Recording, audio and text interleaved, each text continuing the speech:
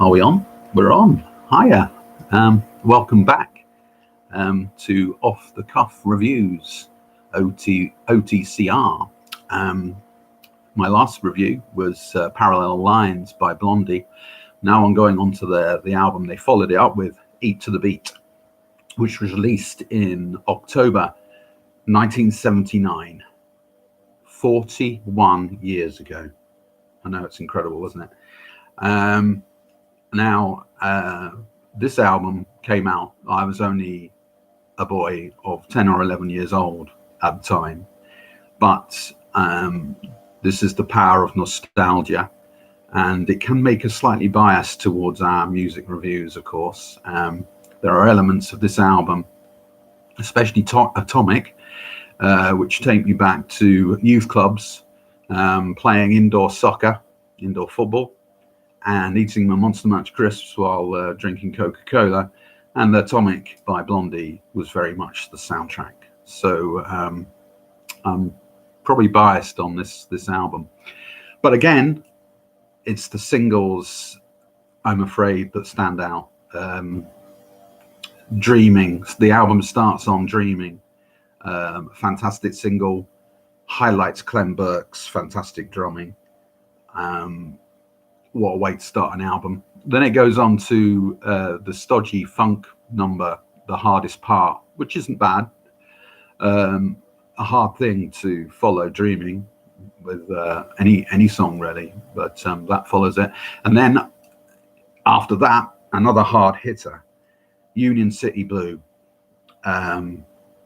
This is another fantastic track, which emphasizes Clem Burke's tremendous use of hi-hat and more cymbals, please, Clem. Fantastic. So side one, and then we go on to Shayla, the fourth track on side one, which is it's an interesting one because it deploys some elements of the bubblegum pop that they used on and derivative sound of rock and roll, which they use quite a lot on Parallel Lines, but they bring more. I think they bring more synthesis to the game on Shayla. There's more space in the music. Instruments are given more time to breathe, and it's ultimately brings about a really nice, pleasant listen in that song, Shayla. So they are developing, I think, because of Mike Chapman and his work in the studio.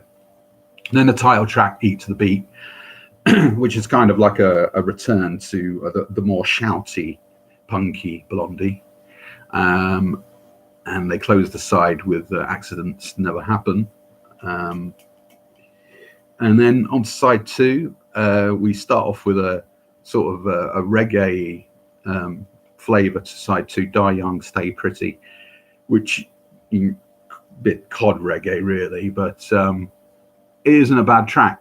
Not a bad way to start that side two. And then Slow Motion follows that, which is a Motown-y vibe going on Slow Motion. And it's a nice track, actually. I quite like that one. Again, there's quite a lot of room to breathe in that pleasant song. And then the blockbuster Atomic with its vibrato synthesizers, fantastic drumming, fantastic middle eight, fantastic drum fill, and as I say, it's that element of, for me as a 51-year-old man, that element of nostalgia, taking me back to my juice bar discos. Then we have Sound Asleep, which is a ballad. It's like a lullaby number, very pleasant. But I wonder how the boys in Blondie felt about that tune. Maybe some of them liked it more than others. It was co-written by Debbie Harry and Chris Stein, so obviously they liked it. Obviously on the album after this, Auto American, they once again they deployed many different styles, quite disparate again, which are quite as a quite disparate unit, really. And it's that thing of whether they whether it's a good thing to be disparate, or whether it's just that they haven't developed their own sound yet. That's open to debate, really. And they close Eat to the Beat out with two more punky songs, really. Victor, which is quite an interesting number, and Living in the Real World, which is a Jimmy Destry song. So I'd like to give this album, again, it's not, you shouldn't really mark things out of 10. It's not a really, it's a very subjective thing, which all music reviews are. But I'm going to give this album 7 or 7.5, perhaps, out of 10. So I think that's an improvement on Parallel Lines, which I only gave 6. So this again has got those 3 fantastic singles on it, which really probably raise it to that 7.5 out of 10. So there you go. That's my review of Eat to the Beat by Blondie. I hope you liked it, and any comments, please write them below and subscribe to my channel, OTCR. Thanks for listening. Have a good day. I'm going to sign out now.